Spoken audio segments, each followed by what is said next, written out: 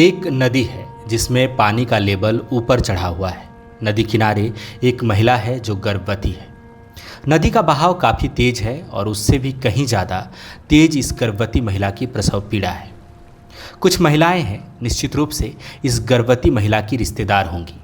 कुछ युवक हैं जो नदी में पानी की गहराई और उसका बहाव दोनों नापने में लगे। लेकिन क्यों? क्योंकि इस गर्भवती महिला को अस्पताल ले जाना है और रास्ता इसी नदी से होकर जाता है। इसी नदी से होकर इस गर्भवती महिला को सफ़र करना है। हिंदी वाला नहीं, इंग्लिश वाला। स्वास्थ्य, बुनियादी विकास और यातायात के साधनों पर सरकारी उपलब्धियों की आलोचना करने के लिए न तो आंकड़ों की ज़रूरत है और न ही किसी लंबे विश्लेषणात्मक लेख की। सरकारी दावों की धज्जियां उड़ाने के लिए ये एक वीडियो ही काफ़ी है। तस्वीर बिहार की है। बिहार के जमुई जिला में चकाई थाना क्षेत्र अंतर्गत गजही पंचायत के टोला सुंदरी के पास बहती है पतरो नदी। हर बार की तरह इस बार भी बिहार में मानसून ने तबाही मचाई है और पतरो नदी भी उफान पर है।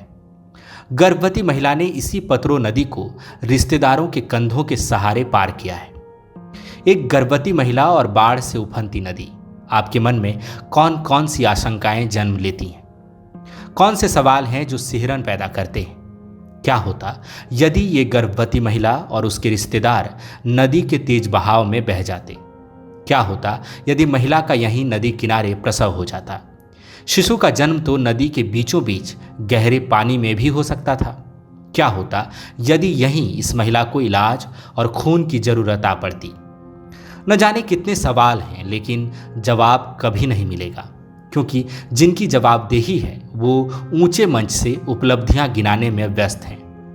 आसमान को भी गुंजा देने वाले उनके जयकारे में इतना शोर है कि धरातल में उठी सच की आवाज़ उन तक पहुंच ही नहीं पाएगी। गजही पंचायत जिस संसदीय सीट के अंतर्गत आता है, वहां चिराग पासवान 10 साल सांसद रहे हैं। बिहार फर्स्ट, बिहारी फर्स्ट का नारा देने वाले और बिहार कल्याण के लिए केंद्रीय मंत्री होने का सुख त्याग देने का दावा करने वाले चिराग पासवान अपने संसदीय क्षेत्र में एक पुल भी नहीं बना पाए हैं। टोला सुंदरी गांव चकाई विधानसभा क्षेत्र में है।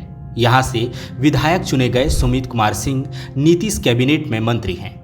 शायद विभाग जैसी बड़ी जिम्मेदारी संभालने में बिजी सुमित कुमार सिंह पुलिया जैसी छोटी जरूरत पर ध्यान नहीं दे पाए होंगे। यदि एक गर्भवती महिला को अस्पताल पहुंचाने के लिए एम्बुलेंस तो छोड़िए, एम्बुलेंस चलने लायक सड़क और पुलिया भी ना मिले, यदि गर्भवती महिला को जान जोखिम में डालकर ऐसे नदी पार करना पड़े, तो फिर मेरी ये जानने में खास दिलचस्पी है कि विश्व गुरु होने के मानक क्या हैं। कहीं ऐसा तो नहीं कि सरकारें इसी तस्वीर को दुनिया में दिखाकर विश्व गुरु होने का दावा कर डाले कि देखो हमारा महिला सशक्तिकरण, देखो हमारी वीरांगनाएं कैसे गर्भ में बच्चा होने और प्रसव पीड़ा के बावजूद उफनती नदी पार कर गई। दुनिया के किसी भी कोने में ऐसा उदाहरण हो तो बताओ।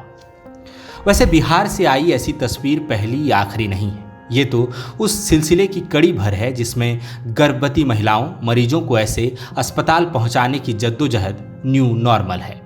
झारखंड, छत्तीसगढ़, मध्य प्रदेश, ओडिशा, उत्तराखंड, तमिलनाडु या गुजरात, देश का कौन सा हिस्सा ऐसा नहीं जहां मरीज और गर्भवती महिलाएं खटिया या कंधा एम्बुलेंस के सहारे नहीं हैं। जब आपदा में अवसर का नारा गढ़ा गया तो किसे पता था कि सरकारें इसका मतलब शर्म और संवेदनशीलता से ऊपर उठ जाना समझ लेगी।